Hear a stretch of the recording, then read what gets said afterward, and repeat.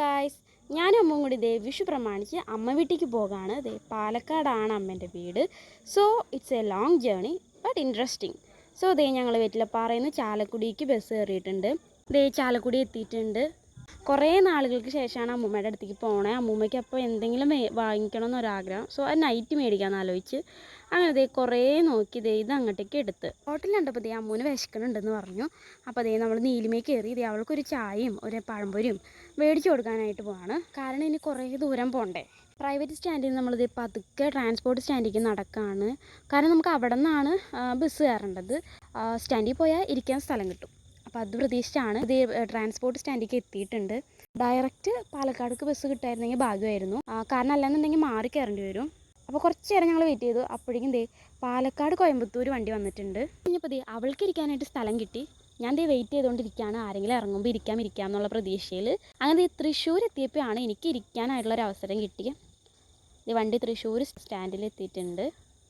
ഒരു ബസ്സിലിരുന്ന് നമ്മൾ ഓരോരുത്തരെ പരിചയപ്പെടുന്നത് സ്വാഭാവികമാണല്ലേ. പക്ഷേ അപ്പുറത്തെ ബസ്സിൽ നിന്ന് ഒരു കമ്പനി അടിക്കാനായിട്ട് ഒരു ക്യൂട്ടി പയ്യനെ കിട്ടിയതേ.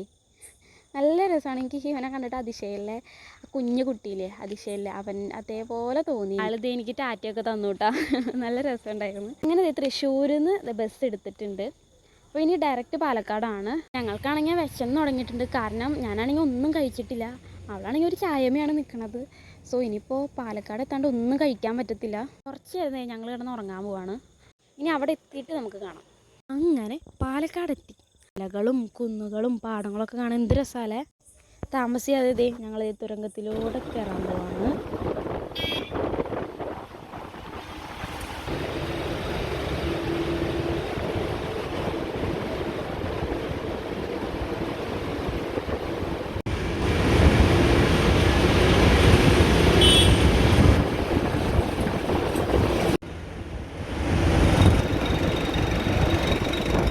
എത്തി. അപ്പോൾ ഫുഡ് കഴിക്കാനായിട്ട് ഹോട്ടലൊക്കെ തപ്പി നടന്നിട്ട് കിട്ടിയില്ല. അപ്പോൾ ഞങ്ങൾ തൽക്കാലം നമുക്ക് എന്നാൽ ഒരു ബേക്കറിയിൽ കയറി എന്തെങ്കിലും കഴിക്കാമെന്ന് വിചാരിച്ച് അങ്ങനെ അവൾക്കൊരു പൈനാപ്പിൾ ജ്യൂസും കട്ട്ലേറ്റും ഓർഡർ ചെയ്ത് എനിക്ക് ഞാനൊരു ചെറിയൊരു പീസ് കേക്കും ഓർഡർ ചെയ്ത്. കാരണം എനിക്ക് കേക്ക് ഭയങ്കര ഇഷ്ടമാണ്. കണി വയ്ക്കാനും പിന്നെ കുറേ പച്ചക്കറികളൊക്കെ മേടിക്കാനുണ്ടെന്ന് പറഞ്ഞു. അപ്പം ഞങ്ങളും കൂടി ഉള്ളതുകൊണ്ട് ആളിവിടെ എത്തിയിട്ടുണ്ട്. എന്നാൽ പോയി ഞങ്ങൾ പോയി കുറച്ച് പച്ചക്കറികൾ മേടിക്കട്ടെ.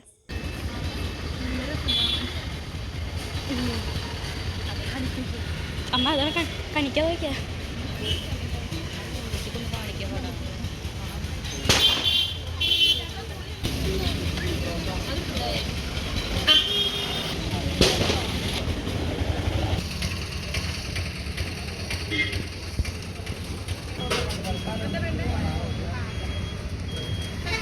പച്ചക്കറിയും പലചരക്ക് സാധനങ്ങളും മേടിക്കാനായിട്ട് ഒരു നീണ്ട ലിസ്റ്റ് തന്നെ അമ്മ ഇട്ടുകൊണ്ട് വന്നിട്ടുണ്ട്.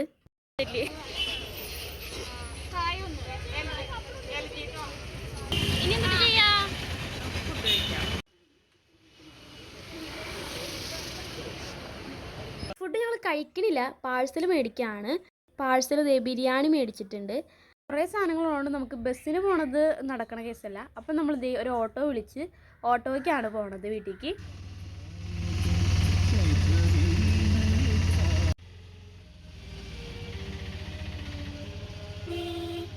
സാർ നമ്മൾ വീട്ടിലെത്തിയിട്ടുണ്ട്. അമ്മൂമ്മ വരവും കഴിഞ്ഞു, പോക്കും കഴിഞ്ഞു.